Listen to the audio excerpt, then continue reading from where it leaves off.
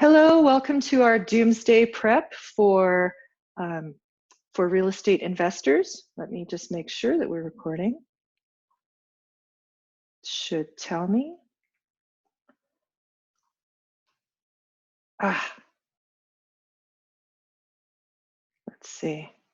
Yes, we are recording. Excellent. Sorry for that.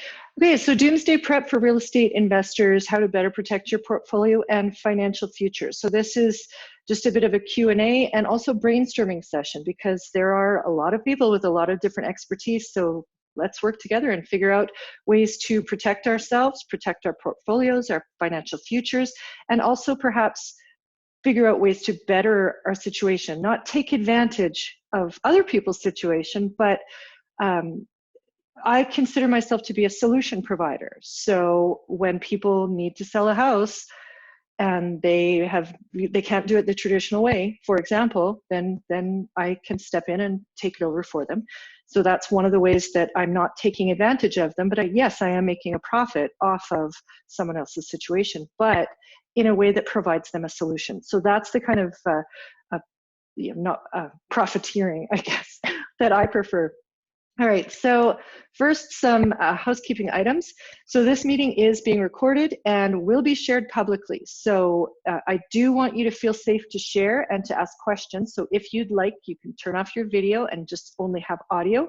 You can also ask questions in the chat box and you can change your name. So that is done by, let me see how it's done. I think it's done in the settings down here. See if we've got more, and show names. Oh, actually, yeah. Darn it, I can't remember where I found it. But yeah, you can change your name. Okay, let's get on with the show. So no, this is not the end of our world. People will always need housing. There are always going to be people needing to rent. So that's one wonderful thing about this business. As long as you are prepared to weather whatever storm the economy and the housing market throws at us, then you'll be fine. People will always need housing. That will not change. It is possible that people, like in all recessions, will downsize or will, cohabitate, so roommates and that sort of thing, move back in with family. So yes, those are all possibilities. We could be facing more vacancy because of that, because you can guarantee that there will be a bit of an economic slowdown. That's inevitable, especially when we've got pretty much, well, life is closed right now. Life is closed. Everything is closed here, except for grocery stores, pharmacies, that sort of thing. But all the rec centers are closed. A lot of different stores and restaurants are closed, or they're takeout only, that sort of thing. So you're going to have a lot of people not working. So there will, and there's, yeah, it's going to change our world, but it won't end our world. Then the best thing that was announced the other day is that Trudeau himself said that there will be government relief. People will have relief for rent and other necessities. So that was one big worry for a lot of landlords, is how are people going to pay their rents if they're not working? Yeah, that's a huge deal. And there was this post that was circulating on the internet, and was even shared by Occupy Canada, that some tenants said, well, landlords should just waive rent payments because that they've got more money than we do. Not necessarily. I know that a lot of people are, especially during the recent oil slump, there were a lot of people that were suffering with a lot of renovations that were unplanned, a lot of vacancies, a lot of people skipping out on their rent, and a lot of arrears. I mean, that definitely affected us during the oil slump. Thankfully, we have a big enough reserve that we were able to weather that storm. But I do know one colleague in particular who was living off of his credit card to the point that he wasn't sure how he was going to make the minimum payment that month. That's how bad it can get for some landlords. So yeah, we definitely need reserve funds, and we definitely need to prepare ourselves. And it is sad that people think that we don't need to. Okay, I'm going to see if I can open up the chat box. There we go. All right, there we go. Excellent.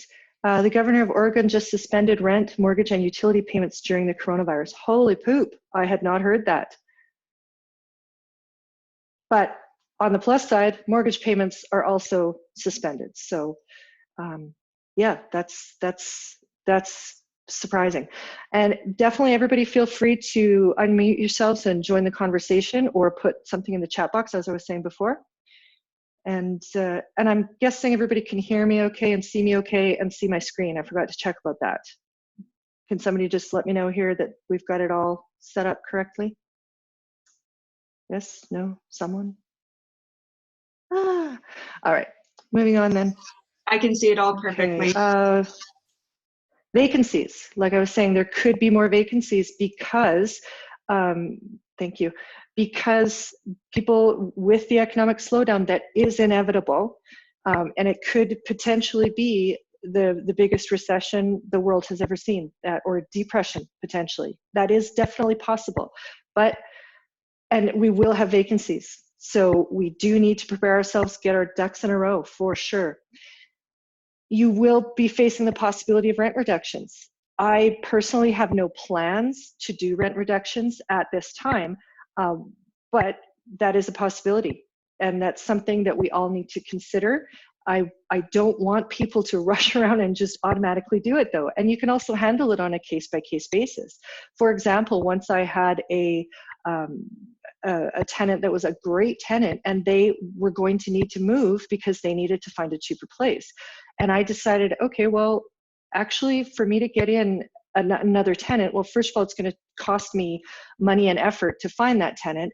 Secondly, it's going to potentially be vacant. So if I had a vacancy for a month, that would be whatever, I think $1,000 at that time. So why don't I just reduce their rent by $100 a month? And then at minimum. And then it actually works out the same for me. So what I did though was I asked them what would work for them, and they told me that they could afford this much, and that's it. And what I then offered them was if they wanted a lower rent payment for the first 6 months and then a higher rent payment for the next 6 months, and that would help them get back on their feet while one of them had, because one of them had been laid off, and that would help them get back on their feet. It worked great. They were thrilled. They stayed for so much longer. It was wonderful. So that's one way to handle rent reductions.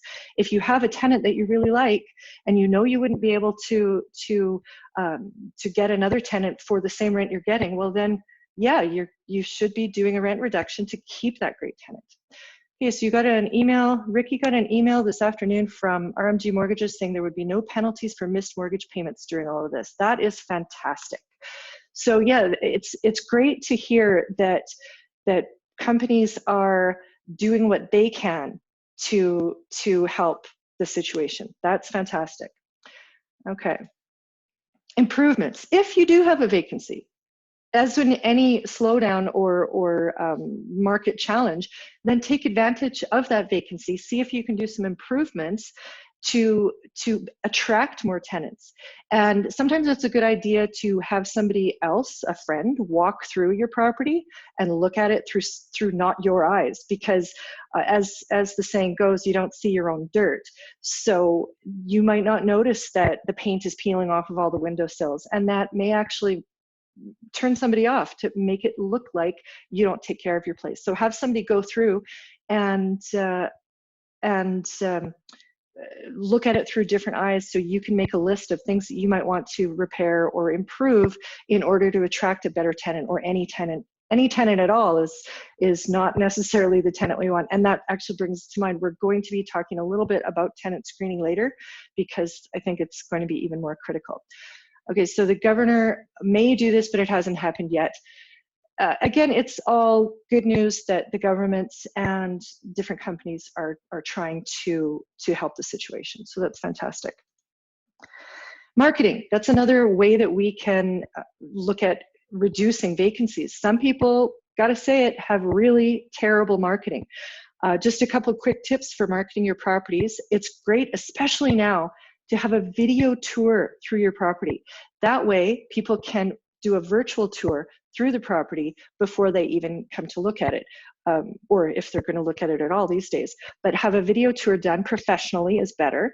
And it's not that expensive. You can, I think I've normally pay about, I think it's about $200 for video only. And then to add professional photos with high quality equipment, it's only another $50 or something. So it's, and you've got that forever.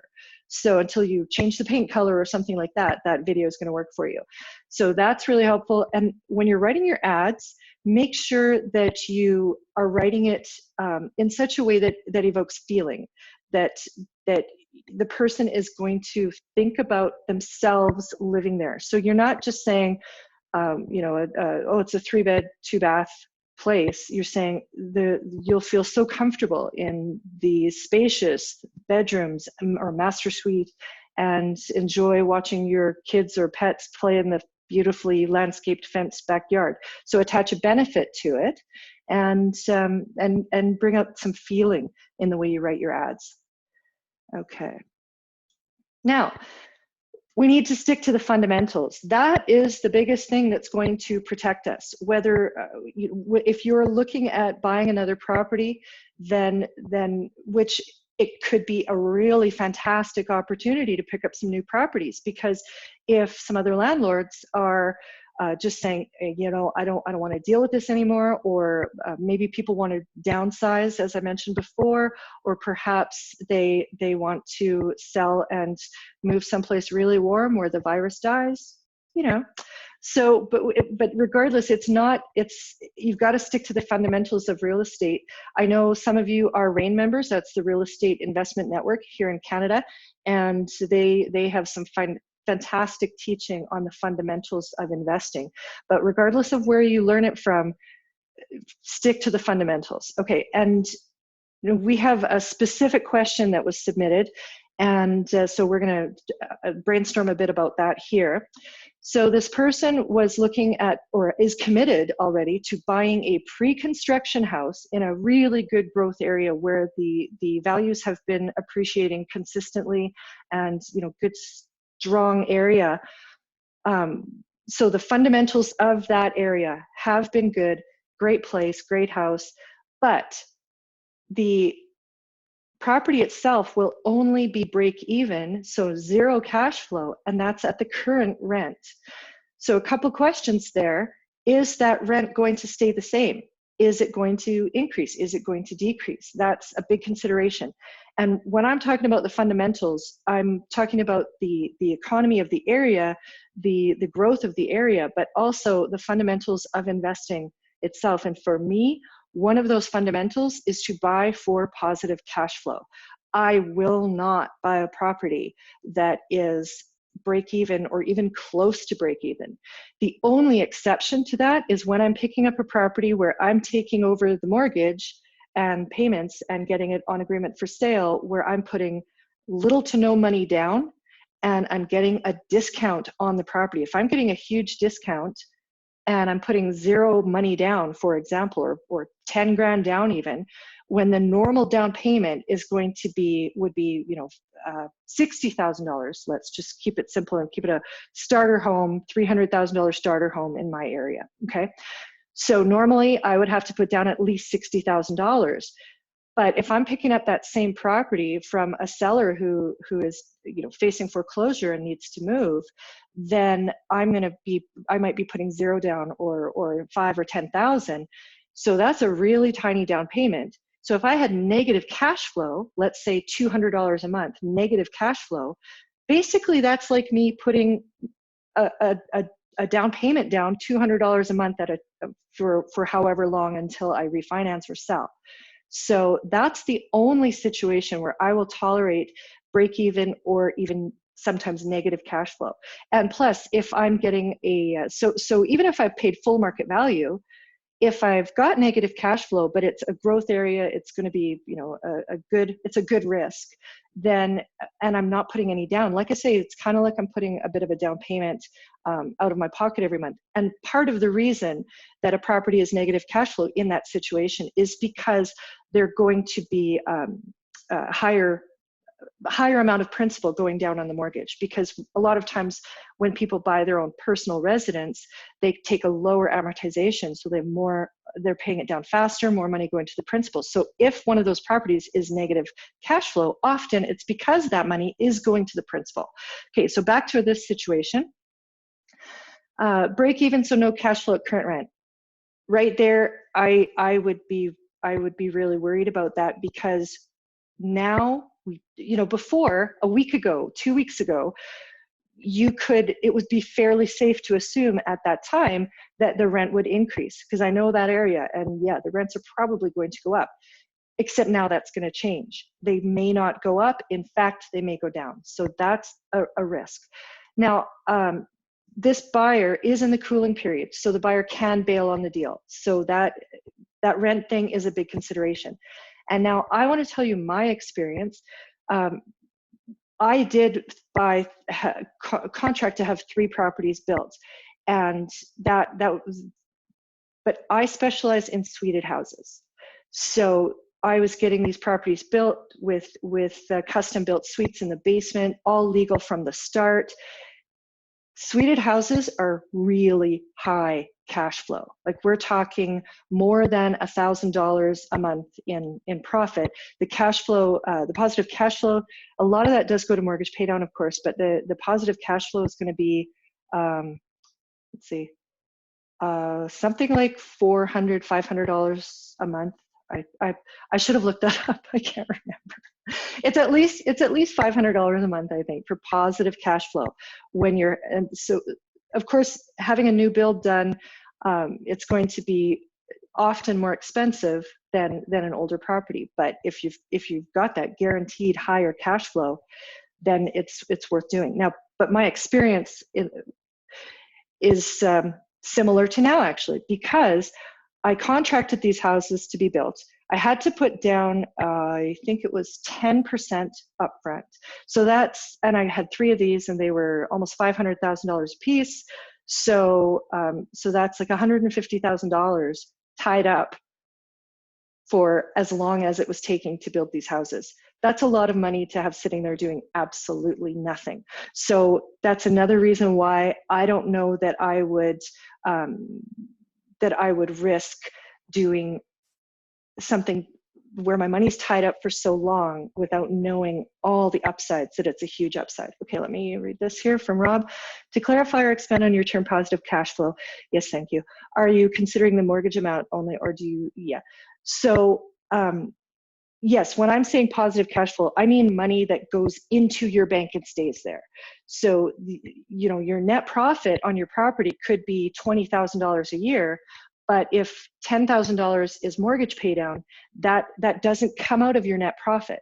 So it makes it look like you've got $20,000 in the bank, but you don't. You do have to take away your mortgage pay down from that net profit figure to know what your positive cash flow is. And I haven't done that lately, and that's why I can't remember. But yeah, if you're looking at, if you're just looking at your break even after expenses, including your mortgage pay down, then you've got no money coming into the bank that stays there. It's all going back out again. That's zero cash flow. And if you have the extra money coming in, you're positive cash flow. So sorry, I should have explained that before. Okay, so back to my experience. The oil slump, it took so long for these properties to be built. It was, I think they were in construction for 18 months, which is, in my mind, unacceptable. And a lot of builders have told me that too. I would never work with this company again. But the properties completed in the spring of 2016. After the start of the oil slump. Yay! So property values for single family homes had fallen by the time my mortgage funding was supposed to come through, with the appraisal being done by the bank, of course. By the time that happened, property values for single family homes had dropped in that area by about 10%. So instead of that appraisal coming in no problem at 500,000, it was coming in at 450. And now I'm going to have to come up with an extra $50,000 to cover the shortfall that the mortgage would not fund.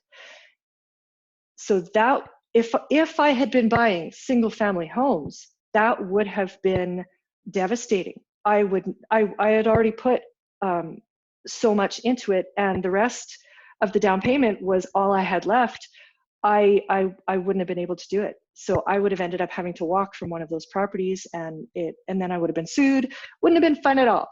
But because I was doing suited houses, and the supply of legally suited houses, especially newer ones, is quite low. And well, actually it was zero in that area. In fact, they didn't even have any comparable sales to go by, which is why the appraisal came back so low, because they were looking at single family instead of suited. So I was able to demonstrate that the value was there, and the appraisals were higher and everything was wonderful. But this is a risk that somebody is taking right now with pre-construction. Does anybody have any thoughts on that? Oh, Shanna did have a thought here. Most real estate investors don't choose to put any more down payment than the minimum, since that's generally not considered to be the best use of money. Cash flow is based on whatever mortgage payments you actually have, but as an investor, you usually would not put in more cash than you need to. Yes, you're right, and I think I must have explained something badly, because what I was saying about putting in down payment every month is me assuming that I've bought the place with no down payment up front. So that extra money that I'm putting in for negative cash flow would actually be going, and it would be going to the mortgage where I've got nothing down. So it's all good, trust me. But that's a whole different strategy. That's a very advanced strategy that I will be teaching at some point, by the way. Okay, anybody have any thoughts on pre-construction? Anyway, food for thought for that buyer. I hope that you were able to attend today, and if not, well, I'll respond by email if you'd missed it. So just for anyone who joined us late, the meeting is being recorded and will be shared publicly, but I want you to share and join in and brainstorm whenever you want to. So feel free to unmute your mic and join in, and you can share, turn on your video, all of that. But, and you can also change your name, and you can leave your video and sound off if you want to. So just for anyone who's joining late, because this will be shared publicly. Okay. All right, tenant selection.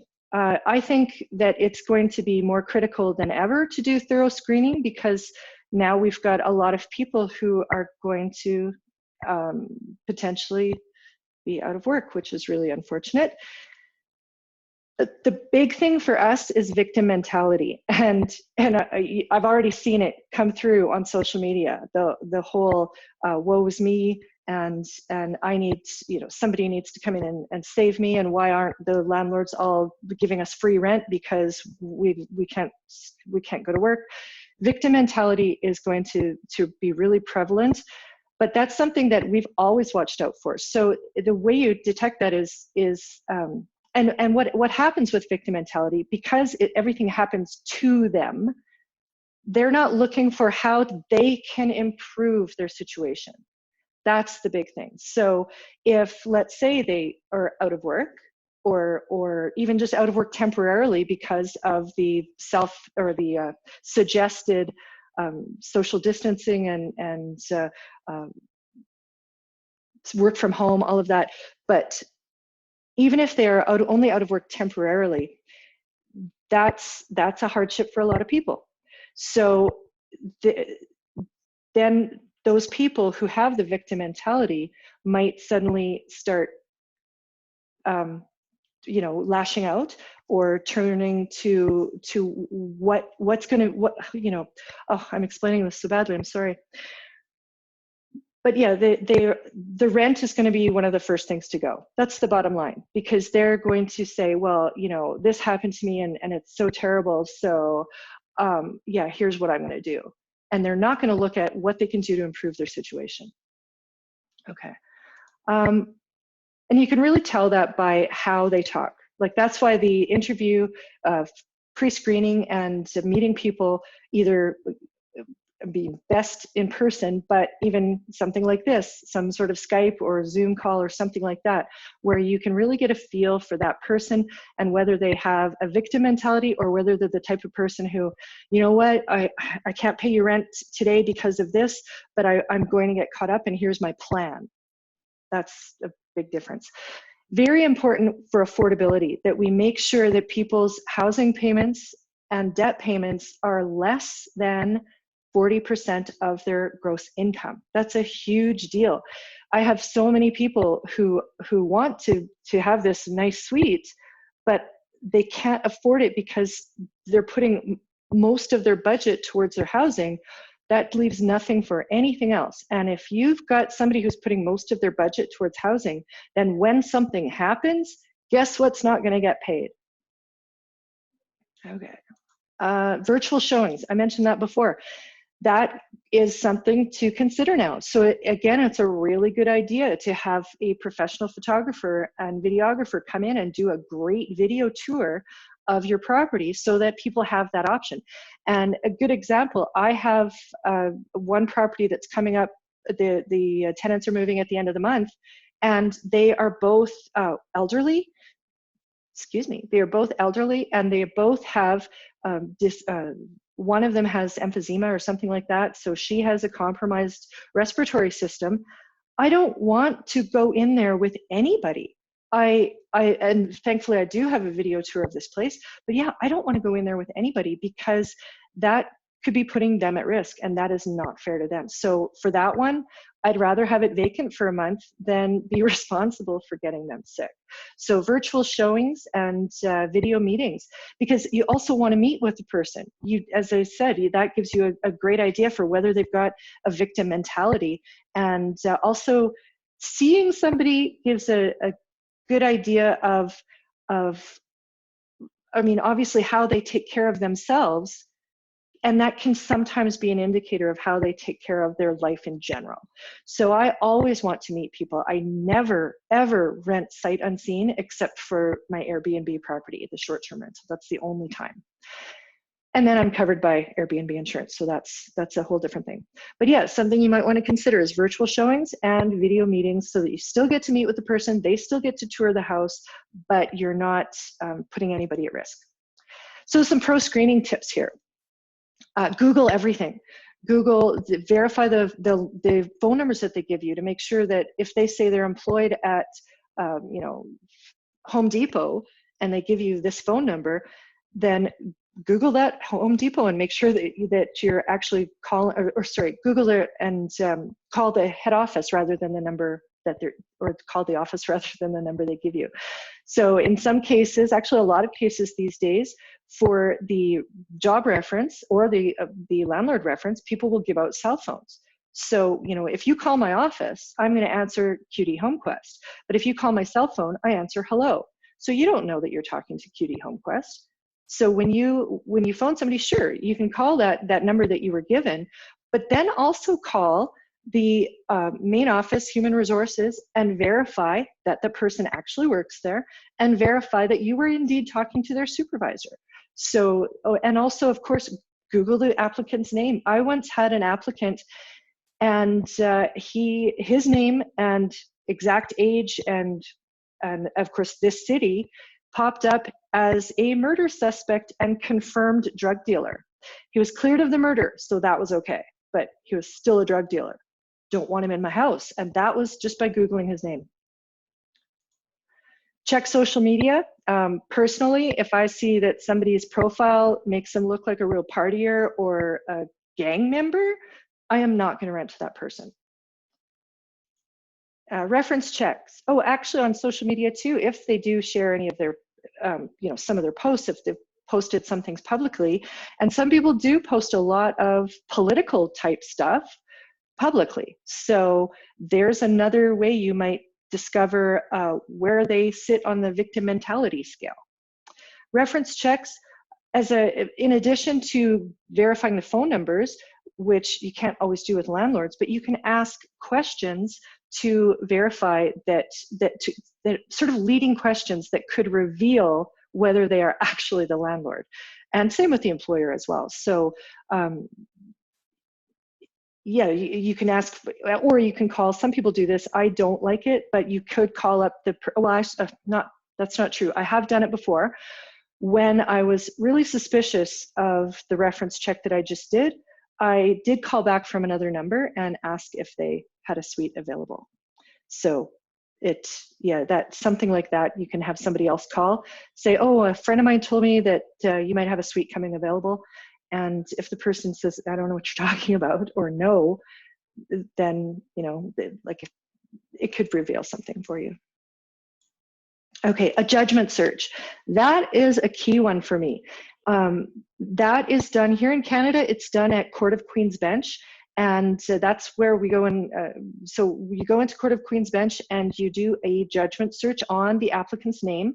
Ideally, you have their full name, which you would have got from their driver's license. And that pops up any civil judgment against that person, including tenancy judgments. I hope that all other provinces are the same, in that judgments for tenancy are registered, that they go through the Court of Queen's Bench. I hope that that's how they work there too. Since the Court of Queen's Bench is the national level court, I would assume it works the same way, but I can't 100% guarantee it. And I'm also assuming that any common law country would have a similar system. So check out with your, you know, courthouse if there's a way that you can search for civil judgments, because they are public record. Search for civil judgments that include tenancy judgments for both evictions and damages. It's $10 a piece. And oh my gosh, it's the best thing ever. We've had a couple people, of course, we ask in our screening questions, or on the application. Anyway, we ask people if they've been evicted, what their reason for leaving their last place was, that sort of thing. But sometimes people lie. So we had one person who, actually the best one was a couple who we came back to them and we said, yeah, we found an eviction on your records. And they said, oh no, that wasn't us.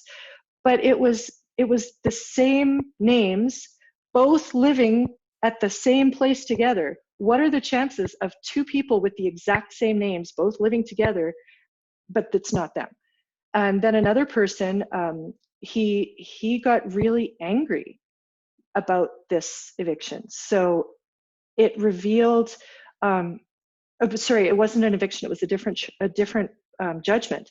But in talking to him about it, because, you know, sometimes things happen so just because somebody's been evicted doesn't mean they won't make a good tenant. It could be that they didn't even live there anymore, and yet their name was on the lease, so the judgment is also filed against them.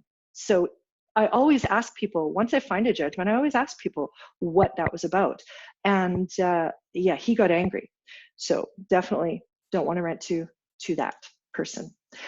Go onto the landlord sites like tenant verification services, for example, and I'm sure other ones have it as well.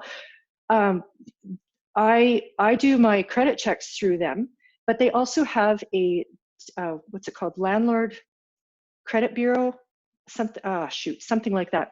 And by getting a form off of their site, you can, and this is part of our lease package, the tenants have to sign this permission form, which allows me to release information about their tenancy to this Landlord Credit Bureau. So if I get a judgment against them, or if they're late on their rent, or whatever the case may be, now I can report it to the Landlord Credit Bureau, and then other landlords can see it. So everybody's always saying, oh, we should have a database that shows the bad tenants.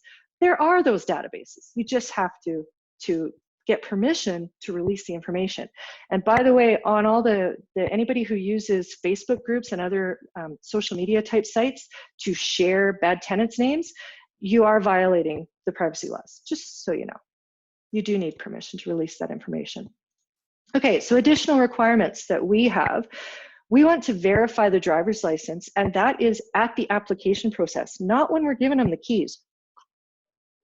One tenant that we evicted through the court system a couple years ago, now they've been through, so they would have judgments on their file, and now they've been through at least 4 other landlords, and of course every time that they stop paying rent and trash the place, they are getting better at fighting it and staying even longer and delaying the process. Now, if, back to judgment searches, if this landlord had done a judgment search, though all of these evictions would have popped up and she wouldn't have rented to these people in the first place. But she would have had trouble doing that because she didn't get their driver's license until she was signing the lease and giving them the keys. So they actually had given her fake names, and they got into her place based on fake names. So verify that driver's license early on in the process. Get a pay stub. That, of course, confirms employment, confirms income level. But something to note, there are websites where you can create a fake pay stub, so you still need to verify everything. The bank name and location, that is, so you need the branch address or intersection or branch name, something like that.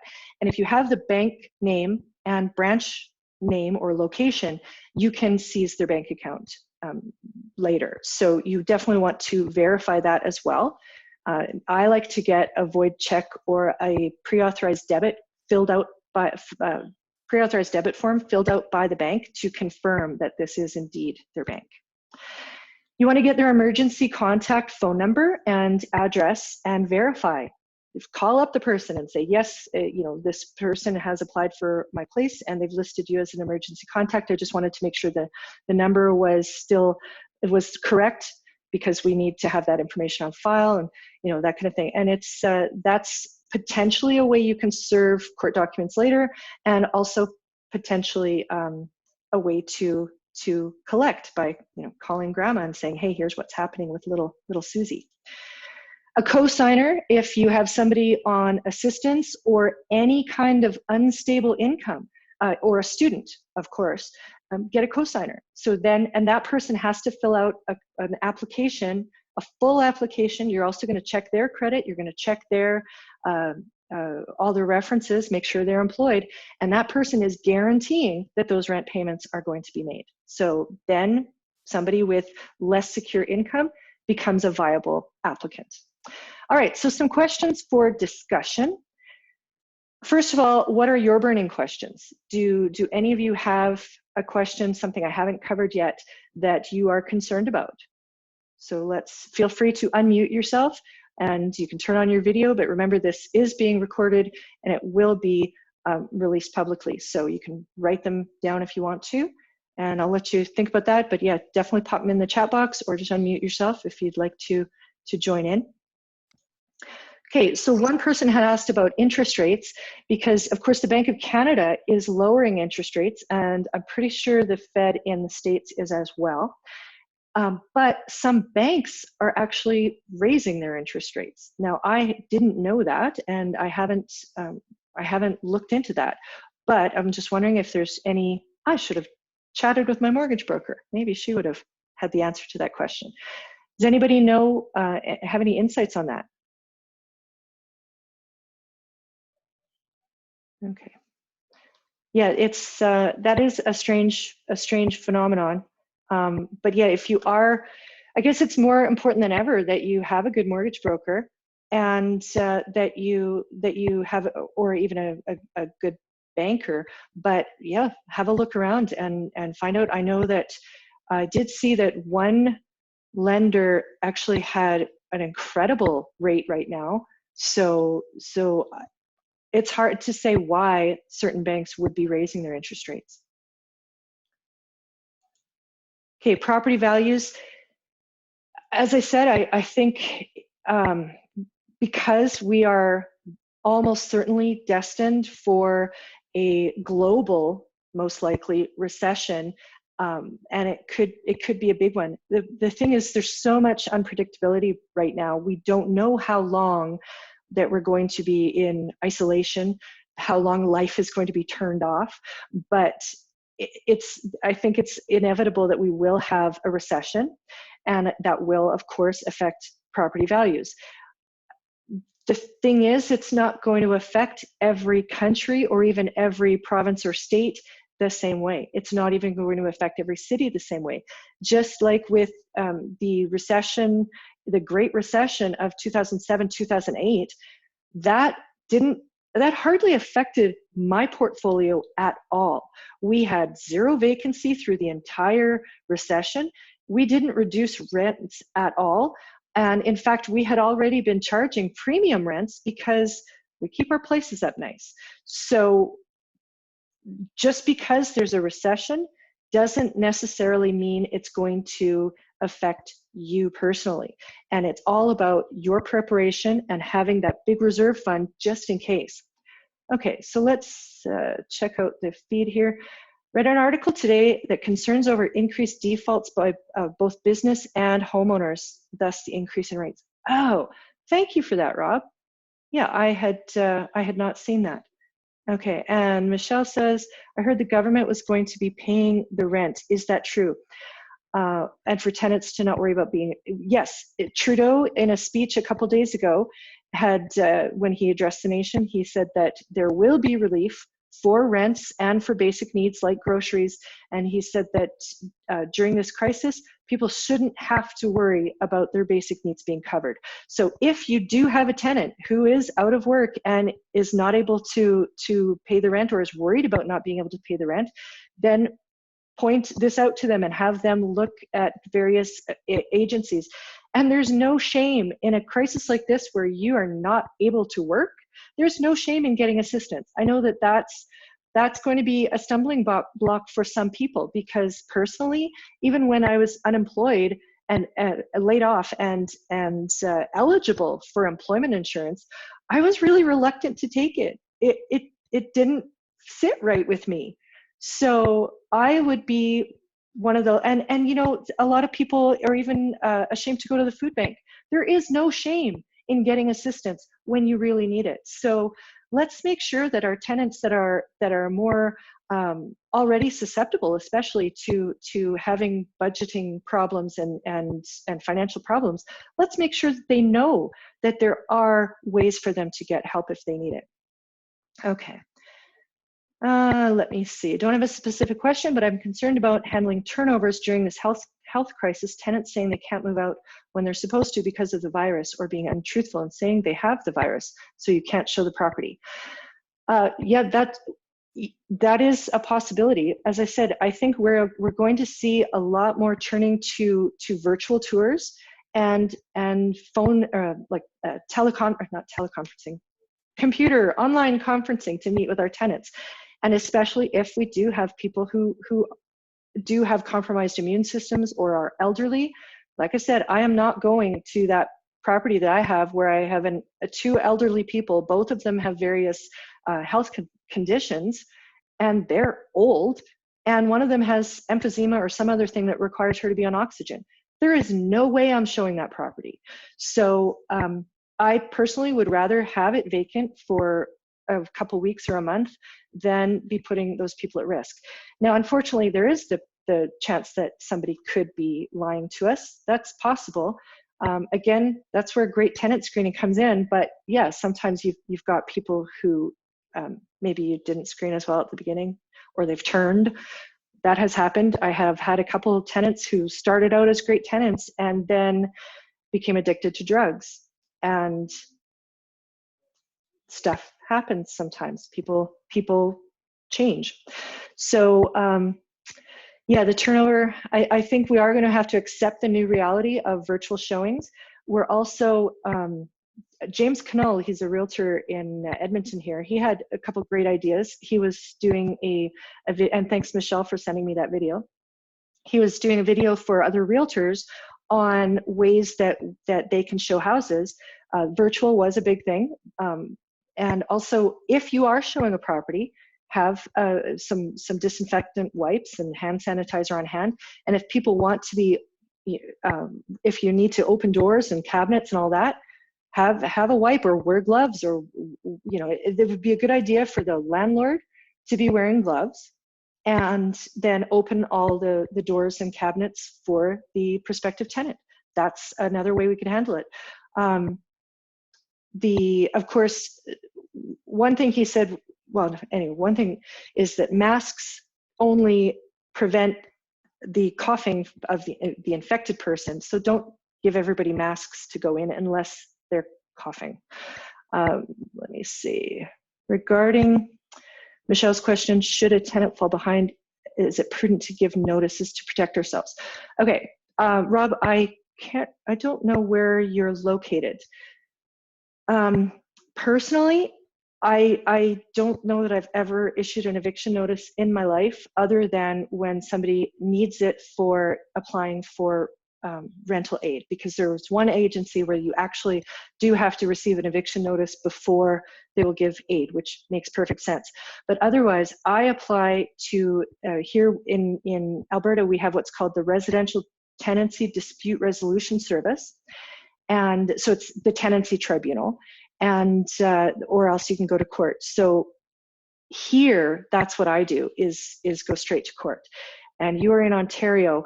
I don't know how it works in Ontario if you can go straight to court. I know there are specific forms that you have to file, N4s or whatever the heck they are. But yeah, I would be doing that. But the first thing I would do is I would talk to the tenant, and I would say, okay, here's what I need to do. And like for instance, with going to court, I first will talk to the tenant, email them, and say, I am going to be forced to file an application for eviction if you do not pay the rent by this, by tomorrow at 8 p.m. or something like that. So, and then often that tenant will call me and say, oh my gosh, here's what's happening.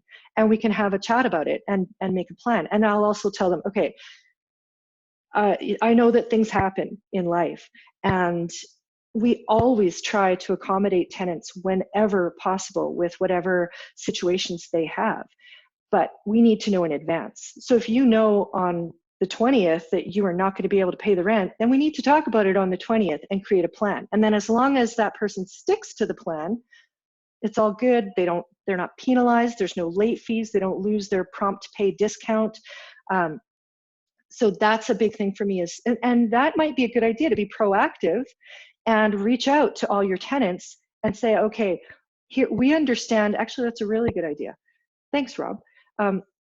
We understand that things are tough right now, and, or I guess Michelle, things are tough right now, and you may have trouble with meeting your obligations and expenses if you're off work or whatever the case may be. So we wanted to make sure that you knew that there was assistance available for you, and also that if you are going to have any delays in paying your rent, that you talk about it with us as soon as you know, so that we can work out a plan. And that's step one. Now, of course, if somebody doesn't approach you and doesn't work out a plan with you, or then doesn't follow through with that plan, gone. So you do want to be proactive and keep up on those notices, but let's be even more proactive and talk to tenants first, like now, about what could happen, and here's the procedure. Okay. Yeah. And how are you reaching out to your tenants? An email. Yeah, I do email. We do an email newsletter every 6 months, and so I'll be doing something like that. But I'm also going to be asking them to confirm. So I will ask for a reply, same as we do when we send out the newsletter, because we send out the newsletter in the spring and the fall when we're doing our semi-annual inspections. So I do need them to reply, and I do ask them to confirm. And if I don't receive a confirmation, then I post a notice on the door. So the confirmation by email is better, because then I don't have to have somebody drive around and do that. Although my daughter has her license now, so she's my official notice delivery person. There she is over there. Okay, and let's see. Can we discuss that? Tenants moving. Yeah, we've talked about that a bit. What type of things do I put into the newsletter? Well, I don't know about the spring inspections this year, that's for sure. But yeah, like I said, I'll be putting in things about assistance, and that if they do feel like they might be falling behind on their expenses, to be open with us and have a chat and make a plan. Excuse me. Okay. Other things that I might put in are just general ways for them to stay safe, I guess. Just something helpful, maybe something positive. I don't know. It's got to match your personality too, though. So, you know, our tenants are not our friends; they're our clients. So we want to be helpful, and we want to serve them as a business owner. But yeah, we also have to be careful not to invade their space and be nosy. So I'm not going to put in anything that could offend someone, that's for sure. Sorry, I'm thinking different thoughts. Okay. Tell them that only human waste and toilet paper go in the toilet. Yes, that is a very good point. And I had thought about that, Shanna. That was one of the things that I was going to put in, is that because there are people who, if they run out of toilet paper, they might start, well, and I saw this on the internet, somebody was taking a paper towel and cutting it with a serrated knife, and there you go, toilet paper. It does not belong in the toilet. So that is a really, really good thing to include in your newsletter. So helpful tips on, and you know, actually, I was also thinking of, I happen to have extra toilet paper because I always have that on hand. I've got 2 girls. So I was thinking, you know, I might get a few, as it becomes available, get a couple extra too for tenants and let them know that, hey, if you run out of toilet paper and can't find some, I've got you covered. You let me know, because nothing but toilet paper should go in the toilet. Great point, Shanna. Okay, stock and mutual funds. Somebody was asking about that. And well, it's already gone down so much. And despite what Trump says, it's not going to recover really, really quickly. That being said, that's one place where there are opportunities for us to improve our financial situations. If you do have a little bit of extra money after your reserve fund, pad your reserve fund more, definitely. But then if you have a little bit extra, you may want to consider buying more stocks or mutual funds. I am not suggesting that you just start investing if you've never invested before. But if you're already doing it, if you already know what you're doing, then definitely consider doing more, because, you know, buy low, sell high. But yeah, of course they'll come back. They always do. It's the same as the housing market. Well, with stocks, of course, a company can go bankrupt, and then that particular stock will not exist, and it will be zero value. But and that's also why you don't want to start investing if you haven't done so and don't already know what you're doing. But, you know, generally speaking, yeah, it's everything goes in cycles, even the climate. Okay. Can you require renter's insurance? Now, whether or not you can, and she's in the US, whether or not you can put that in the lease is going to depend on your municipality, because I know that, for instance, here in Canada, there's one province where the lease is not customizable, except for one little section 7, I think, where you can put in additional terms, but otherwise it's not customizable. I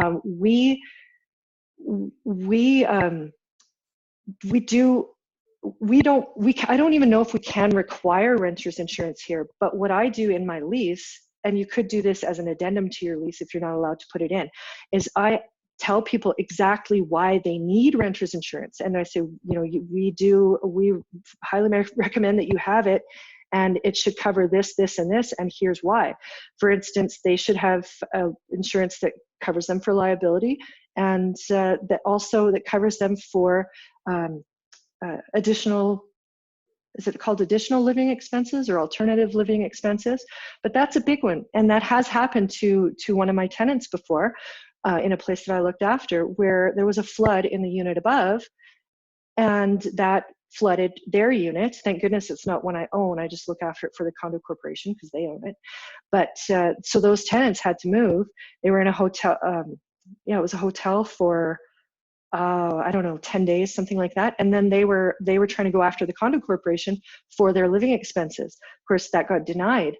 But they thought they had insurance because they were under his dad's policy, but then when the claim came out, he said, no, I'm not putting in that claim. So yeah, we do very specifically state, and we have them initial that yes, they understand why they need insurance.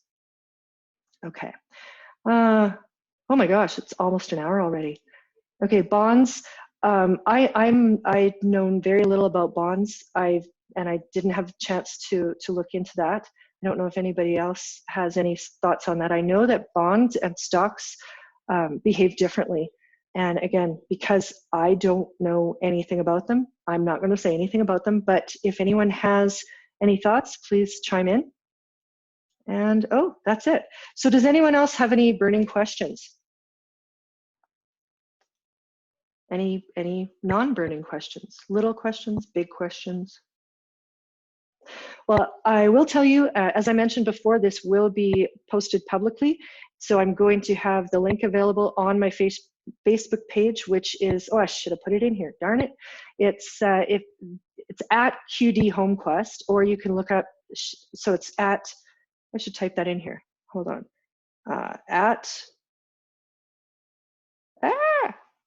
I suck at this. That's not an A, QD Home Quest. Okay.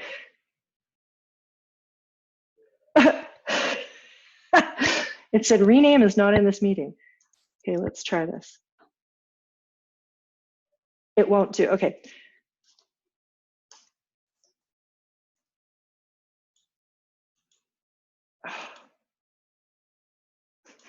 I'm sorry. I'm having tech issues.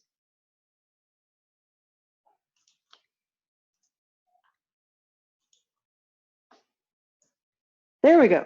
Okay, so that is my Facebook page, and it's called Sherry Lynn Milsom's Real Estate Insights and Innovation, and I will be posting the link for this. And so if you have anyone you think would benefit by watching it, feel free to share that. And I'll also be posting it a couple other places, and that way, yeah, we can share some thoughts, share some prep. And I do want to thank everyone who sent me their questions, and everyone who contributed and had some feedback. That was really helpful, especially Shanna's not flushing anything but toilet paper, because yes, that had occurred to me, and that definitely will go into my newsletter. I hope it'll go into yours. And yes, thank you for joining me, and I will see you soon. And oh, by the way, if anyone, you may have heard that I did a real estate wealth summit last month.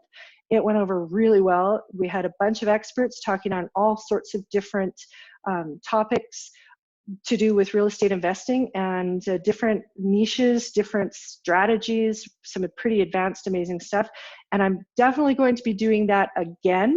So be sure to like my Facebook page, which I posted the link to, so that when I have one of them coming up, you'll see the news of that. All right, so thanks again, and I will talk to you soon.